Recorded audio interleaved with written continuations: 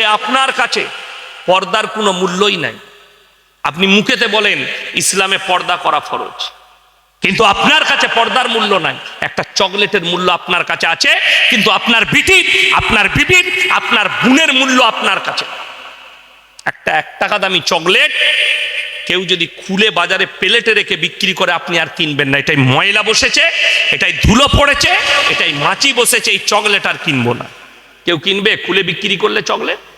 1 টাকা। এই 1 টাকা চকলেট প্যাকেট থেকে বার করে দিলে আর মূল্য আপনার কাছে কমে গেল। অথচ আল্লাহ কোরআনে এবং রাসূল আকরাম সাল্লাল্লাহু আলাইহি সাল্লাম এত মর্যাদা দিয়েছে একটা নারীকে, আপনার কাছে আপনার বিটির ইজ্জত চকলেটের থেকেও খারাপ। একটা চকলেটের ইজ্জত আপনার কাছে আছে, কিন্তু আপনার কাছে আপনার বিটির ইজ্জত নাই। তার কারণেই তো বিটিটাকে বেপর্দা করে রাস্তায় বার করে দিয়েছেন। আপনার কাছে আপনার বিবির ইজ্জত নাই, কিন্তু একটা চকলেটের ইজ্জত আছে। একটা কলা কেউ যদি স্বরূপনগর বাজারে শিলে বিক্রি করে, আপনি আর কিনবেন না। কেন? মাছি বসেছে, ময়লা বসে গেছে, এটা আর কিনবো না। আপনার ময়লা পড়ে যাওয়ার কারণে আপনি একটা কলা কিনবেন না, তার ইজ্জত নষ্ট হয়ে গেল। হে মুসলমান, তোমার বিবির ইজ্জত আল্লাহ কতটা দিয়েছে। রাসূল আকরাম সাল্লাল্লাহু আলাইহি সাল্লাম রাস্তা দিয়ে পেরিয়ে যাচ্ছেন, আর একজন মুশরিকের বিটি, হাতেম তায়ের বিটি, বিনা উন্নায় গায়ে কাপড় নেই পেরিয়ে যাচ্ছে। নবীজি নিজের মাথার পাগড়িটা খুলে তার মাথায় চাপিয়ে দিলেন। সাহাবীরা বললেন, ইয়া রাসূলুল্লাহ, এটা মুশরিকের বিটি। নবীজি ধমক দিলেন, আমি মেয়েদের মাথা ঢাকতে এসেছি, খুলতে আসিনি। নবীজির এই ধমকে চুপ করে গেল। আজকে আপনি বেঈমান কাফেরের পরবটাকে নিজের করে নিয়েছে। তা না হলে মুসলমান কখনো উপেক্ষা করে আলেমদের 25শে ডিসেম্বর পালন করে, 1 জানুয়ারি ফিস্ট করে? কারা করছে? মুসলিমদের যুবকরা। আপনার জানা নাই, পশ্চিম বাংলায় সব থেকে বেশি ফিস্ট করছে মুসলিমদের যুবকরা। মদের বোতল আর খানা, এই ফিস্ট করা কাদের আখলা? ইহুদি নাসারাদের কালচার। আর কোরআনে আছে গায়রিল মাগজুবি আলাইহিম ওয়ালাদ দাল্লিন। মাগজুম মানে ইহুদি, দল্লিন মানে নাসারা। এই দুটো দলই পদভ্রষ্ট, আর এদের যারা অনুসারী হবে তারাও পদভ্রষ্ট, তারাও পদভ্রষ্ট হয়ে যাবে। আপনার জানাই নেই এটা। আপনি যেটাকে ভাবছেন ওটা ভুল ভাবছেন। আপনি মনে করছেন এটা মডেলিং এর যুগ। আমার কাছে আল্লাহর কসম খেয়ে বলে যাচ্ছি, ইসলাম মডেলিং ছিল, আছে, আর কিয়ামতের সকাল পর্যন্ত থাকবে। যেগুলোকে দেখছেন রাসূলের হাদিস শুনে যান, আখরি জামানায় বর্বরতার যুগের পাপগুলো মডেলিং হয়ে ফিরে আসবে। আজকে নগ্নতা আপনার কাছে মডেলিং। একটা মেয়ে ন্যাংটো ঘুরে বেড়াচ্ছে, অবাক লাগে এই দেশের আইনের জন্যে। কোনো মেয়ে যদি বোরকা পরে স্কুলে যায়, কলেজে যায়, তাকে কোর্টেতে কেস লড়তে হয় আমাদের দেশে। আর একটা মেয়ে ন্যাংটো ঘুরে বেড়ালে সে প্রশংসা কুড়ায়, মেয়েটাকে নাইস, বিউটিফুল, দারুণ লাগছে। এই মেয়েকে ন্যাংটো হবার জন্যে তাকে কোর্টে যেতে হয় না। এইটা হচ্ছে হিন্দুস্তান। আপনি বুঝতে পারেন না, আপনি বলছেন এটা মডেলিং এর যুগ। যদি অল্প পোশাক পরাটা মডেলিং হয়, স্বরূপনগরে সব থেকে দামি মডেলিং হচ্ছে কুত্তাগুলো, যারা কোনো পোশাকই পরে না। তাদের থেকে বড় মডেলিং কেউ নেই। তারা তো জীবনে কোনো পোশাকই পরে না। নামাজ যুবক দিকে বলে যাচ্ছি, যুবতী দিকে বলছি, নামাজ ছাড়বেন না। বেঈমান কাফেররা আপনার মাথায় চেপে বসেছে। কিয়ামতের সিমটম পাওয়া যাচ্ছে, আলামতগুলো প্রকাশ হচ্ছে। শুনেলেন, কিয়ামতের তারিখ আল্লাহ বলেননি, কিন্তু নবীজি সাল্লাল্লাহু আলাইহি সাল্লামকে আলামতগুলো বলে দিয়েছেন। রাসূল সাল্লাল্লাহু আলাইহি সাল্লাম হাদিসে আলামতগুলো বর্ণনা করেছেন। সেই আলামতগুলো আমরা উলামারা বুঝতে পারছি, আলেমরা বুঝতে পারছি যে আলামতগুলো চলে এসছে, একটা একটা করে আসছে। নাম্বার 1, কিয়ামতের আলামতের মধ্যে মারাত্মক আলামত, রাসূলের হাদিস, মিডল ইস্টে একটা যুদ্ধের চিঙ্গারি উঠবে, যেটা গোটা পৃথিবী ছড়াবে। মিডল ইস্ট মানে শুনেলেন, আল্লাহ তাআলা গোটা পৃথিবীর মানুষকে, আপনি মনে করেন না আপনার বাড়ি স্বরূপনগরে তো কিয়ামতের দিনে আল্লাহ তাআলা আপনাকে স্বরূপ নগরী তুলবে না, মানুষ কবর থেকে উঠে ছুটতে শুরু করবে। কোথায়? গোটা পৃথিবীর মানুষকে আল্লাহ জড়ো করবেন আল আকসার ময়দানে। কিয়ামতের ময়দান হবে, ওই আল আকসার ময়দানটাই হবে কিয়ামতের ময়দান। গোটা পৃথিবীর মানুষকে আল্লাহ জড়ো করবেন। কিয়ামতের পূর্বে রসূলের হাদিস মোতাবিক 20 কোটি মুসলমানের প্রাণ যাবে যুদ্ধে। পৃথিবীতে আছে কত? 250 কোটি। রসূলের হাদিস, খোরাসান থেকে একটা দল বের হবে এবং যে দলটা বেরোবে তারাই হবে পৃথিবীর সব থেকে সম্পদশালী। সেই যুগে তাদের কাছে সব থেকে দুনিয়ার বেশি সম্পদ থাকবে।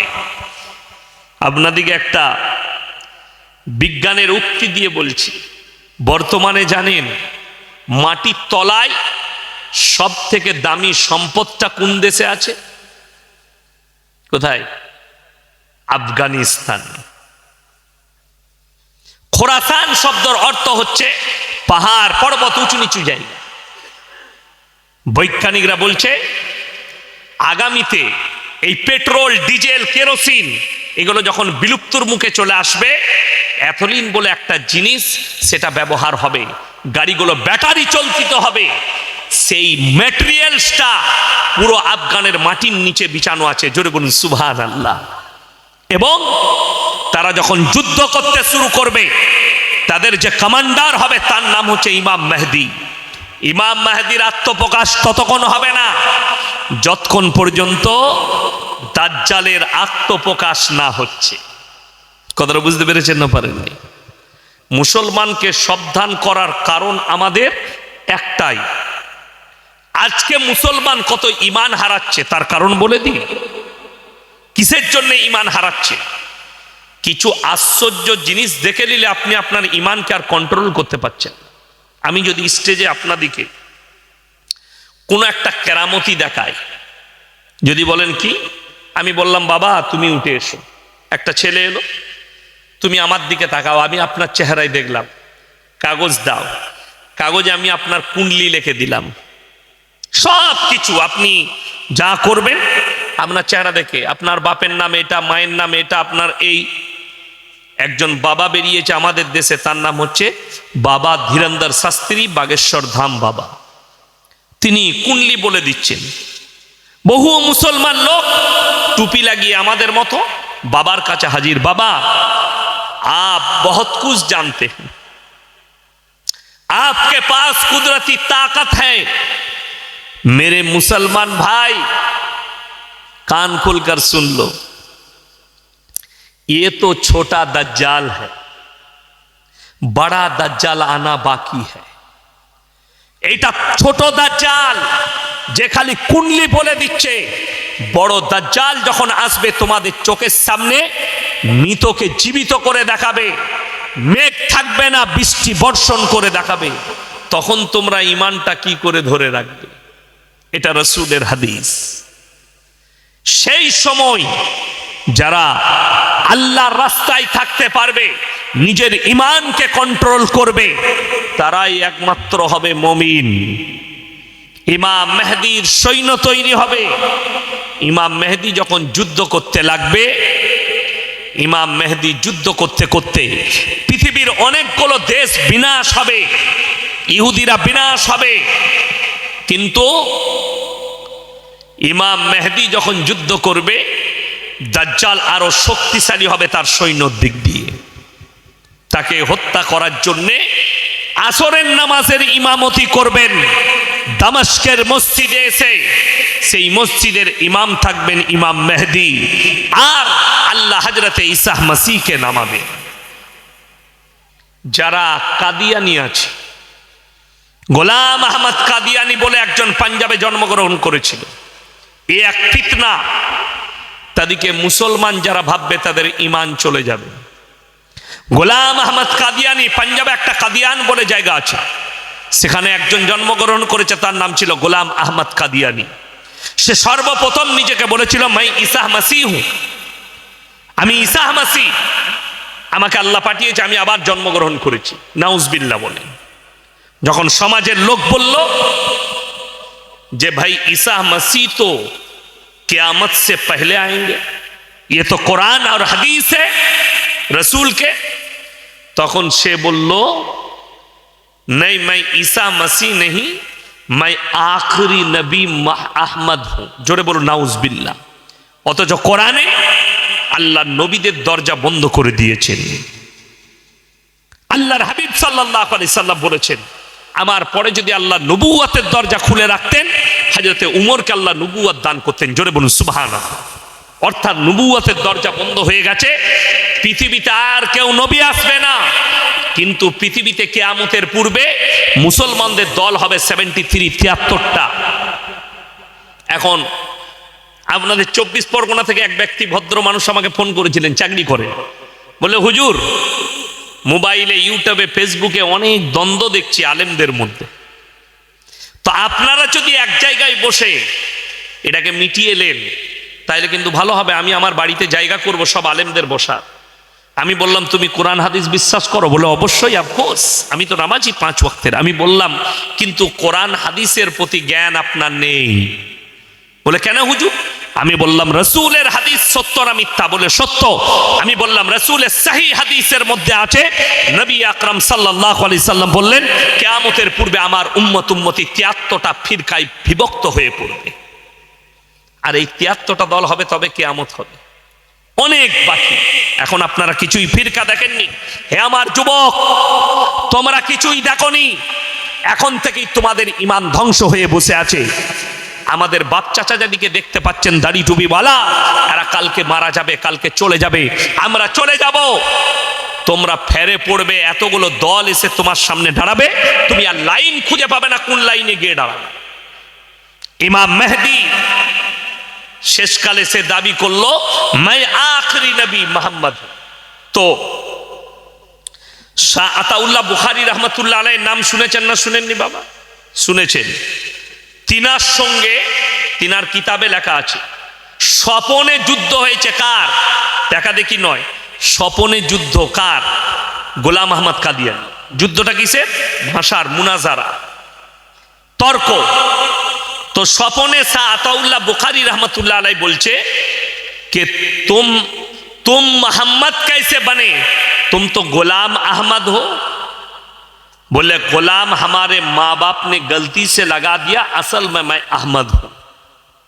शाह अताउल्लाह बुखारी रहमतुल्लाह अलैह बोलें मैं अल्लाह बोल रहा हूं, तू हरगिज नबी नहीं, तू शैतान है। बोले तुम तो अताउल्लाह हो, आता है तुम्हारे नाम के आगे। बोले आता तो हमारे माँ बाप ने गलती से लगा दिया, असल में मैं अल्लाह बोल रहा हूं। এটা কিন্তু তর্ক। ও নিজেকে আল্লাহ বলতে চাননি, তর্কের মাধ্যমে তাকে হারিয়েছে। গোলাম আহমদ কাদিয়ানীর বেটা তার বাপের জীবনী লিখতে গিয়ে লিখেছে আমার আব্বা এত ভদ্র ছিল, এত নম্র বিনয়ী ছিল, পাগড়ি মনে করে আমার মায়ের ছায়াটা ফজরের সময় মাথায় লেপটিয়ে মসজিদে চলে গেছে। আচ্ছা, কোন নবীর জন্য, সাহাবীর জন্য শুনেছেন যে বইয়ের ছায়াটা মাথায় লেপটিয়ে মসজিদে গেছে? কথা বলে না? না, ওটাকে পাগল বলা যায়, পাগল। এই গোলাম আহমদীর কাদিয়ানী দল বর্তমানে বিস্তার করেছে 24 পরগনায়, বর্তমানে বিস্তার করেছে পশ্চিম বাংলার বিভিন্ন জায়গায়। এদের হেডকোয়ার্টার হচ্ছে লন্ডন। যতগুলো শয়তানের দল আছে, যতগুলো ইসলাম বিরোধী কাজ হয় আর ইসলামের নাম নিয়ে চলে, এদের সব হেডকোয়ার্টার হচ্ছে লন্ডন। হিজবুত তৌহিদ বাংলাদেশে একটা ফিরকা তৈরি হয়েছে, এদের হেডকোয়ার্টার লন্ডন। হেডকোয়ার্টার হচ্ছে লন্ডন। কেন?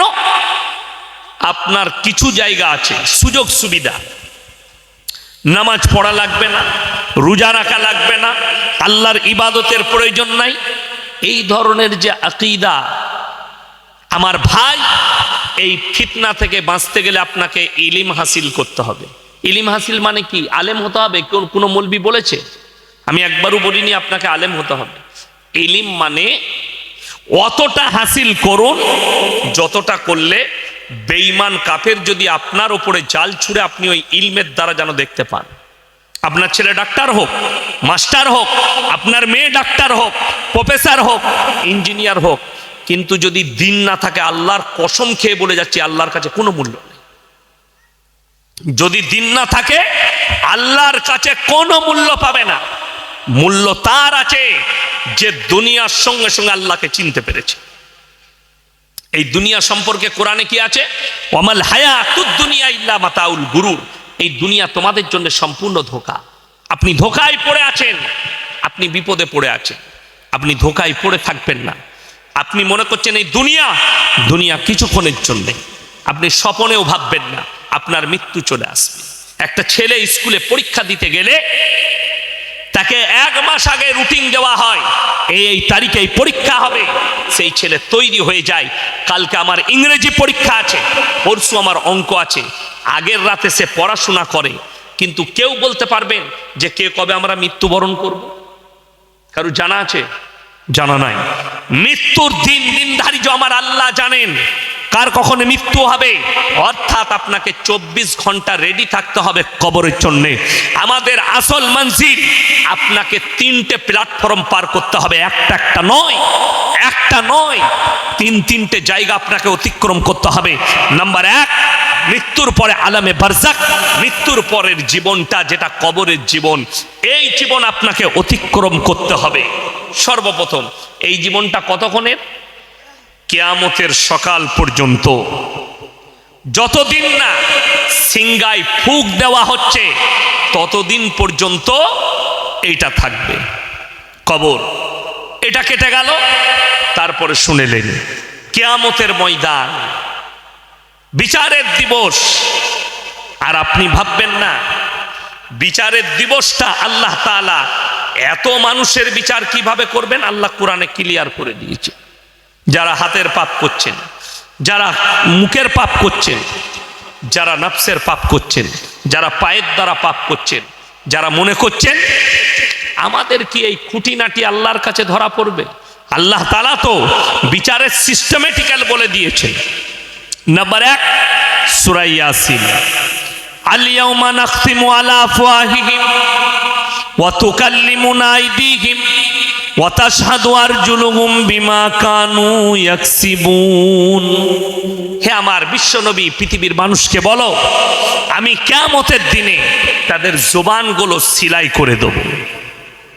তাদের হাত কথা বলবে, তাদের চোখ কথা বলবে, তাদের ঠোঁট কথা বলবে, তাদের অঙ্গ প্রত্যঙ্গকে আমি আল্লাহ কথা বলার যোগ্যতা দান করব। তারা সাক্ষী দেবে আর তোমার পাপ লুকাবে না।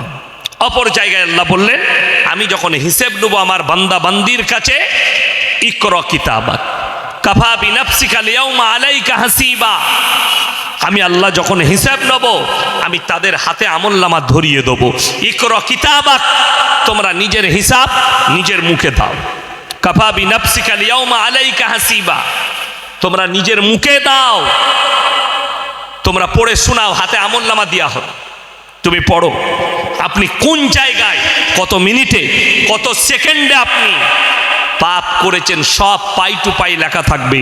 আর লেখার দায়িত্ব আল্লাহ কাদিকে দিয়েছেন 2 জন ফেরেশতা, কিরামান কাতিবিনা ইয়ালামুনা মা তাফআলুন। আমি প্রত্যেকটা নারী পুরুষের কাছে 2 জন ফেরেশতা নিযুক্ত করেছি, ডান দিক আর বাঁ দিক। তারা তোমাদের লিপিবদ্ধ করে রাখছে। ওই আমলনামাগুলো হাতে ধরানো হবে, আপনি আর অস্বীকার করতে পারবেন না, পাই টু পাই। আপনি কি করে অস্বীকার করবেন, এই চিন্তা ধারালেন। তারপরে কবরের জন্য তৈরি হন। আজ থেকে ইস্তেগফার করে নেন, আল্লাহ আমার জীবনে যত পাপ হয়েছে তুমি সব মিটিয়ে দাও। বেঈমান কাফেররা ঠান্ডা মাথায় আপনার দ্বারা জিনা করাচ্ছে, আপনার দ্বারা খারাপ কাজ করাচ্ছে। তা না হলে ভেবেলেন, আমার যারা বাপের বয়সী আছেন, যারা আমার বাপ চাচার বয়সী আছেন, তাদেরকে অনুরোধ করে বলছে, আপনি ভেবে দেখুন, আজকে যুবকরা 3 দিন নামাজ পড়ে আর বলে আমরা হাদিস জেনে গেছি, আমরাই আগে জান্নাতে যাব। আরে বুকা, কোরআনকে জিজ্ঞেস কর তুই কেমন করে আগে জান্নাতে যেতে পারিস। আর কোরআন বলছে সাবিকুনা সাবিকুনা উলাইকাল মুকাররাবুন ফি জান্নাতিন নাঈম সুল্লাতুম মিনাল আউয়ালিন ওয়া কালিলুম মিনাল আখিরিন। তোমাদের মধ্যে থেকে তোমাদের পূর্ববর্তীরা আগে জান্নাতে প্রবেশ করবে, আর তোমাদের মধ্যে থেকে অল্প সংখ্যক তাদের মধ্যে থেকে বেশি সংখ্যক। তার কারণ একটাই, আজ মানুষ নামাজ পড়ছে লোক দেখানোর জন্য, অথচ তারা পাপেতে লিপ্ত। আজকে মানুষ, আমাদের যুবক, হায়রে যুবক, তুমি নিজেকে মমিন বলে দাবি করছো, কিন্তু তুমি মমিন নও, মিথ্যা দাবি করছো তুমি। তোমার বাপ চাচাদের আখলাক দেখে লাও আর তোমার আখলাক দেখে লাও। তারা পাপ করতে ভয় করত। আগেকার যুগে আমি ছোটবেলায় আমাদের গ্রামের সব থেকে সম্ভ্রান্ত পরিবার আমার এলাকা, আমার গ্রামে জব্বর মন্ডল সাহেব, মরহুম হাজী জব্বর মন্ডল, অনেকদিন আগে মারা গেছে, আমি তখন ছোট ছেলে। ওনাদের পরিবার রাইস মিল, 4খানা রাইস মিল ওনাদের পরিবার, 4খানা রাইস মিল, মানে আপনার 4 কোটি টাকা খালি ওই প্রপার্টিটা, বাকি জমি জায়গা ইত্যাদি আছে। হসপিটাল হয়েছে আমার গ্রামে, বড় হসপিটাল ওনাদেরই জায়গায়। মাদ্রাসায় বড় অবদান, ওনারই একজন পুতা মাদ্রাসার সেক্রেটারি, দেশবন্ধু রাইস মিলের মালিক মণিবাবু। তিনার ভাই, চাস্তো ভাই মাদ্রাসার কেসিয়ার আমাদের নূর আলম ভাই, রাজু বাবু, ওনারই ছোট ভাই আমিন রাইস মিল, সব রাইস মিলের মালিক। সম্ভ্রান্ত পরিবার। আমার মনে পড়ে আমি খড়ের ওপরে বসে, ওনাদের যে কোনো পরিবারের ছেলে মেয়ের বিয়েতে আমি খড়ের ওপরে বসে খানা খেয়েছি, এটা আমার মনে পড়ে। বিচি দিয়েছে প্যান্ডেল, এরকম প্যান্ডেল। এখন কি এসছে? চেয়ার আর টেবিল। ঠিক বললাম না ভুল বললাম? ইহুদি নাসারাদের কালচার, বেঈমানদের কালচার চলে এলো, রসুলের সুন্নত উঠে গেল। দ্বিতীয় নম্বর, স্ট্যান্ডার্ডই তো এসছে, তার সঙ্গে বেঈমান কাফেরের আখলাক কিভাবে দাখিল হয়েছে শুনেলেন। আগেকার যুগে নিকাহ হতো সুন্নত তরিকায়, মসজিদের ভেতরে নিকাহ পড়ানো হতো, না হলে ঘরের ভেতরে নিকাহ হতো। আজকে প্যান্ডেলে হচ্ছে। একটা বিয়েতে ইমামকে 1000 টাকা বিয়ে পড়ানো দিতে এদের গায়ে লাগে, কিন্তু সেখানে হারাম কাজ দেদারে চলে। গান বাজনা, আপনাদের দিকে মনে হয় গান বাজনা হয় না? বিয়েতে হয়?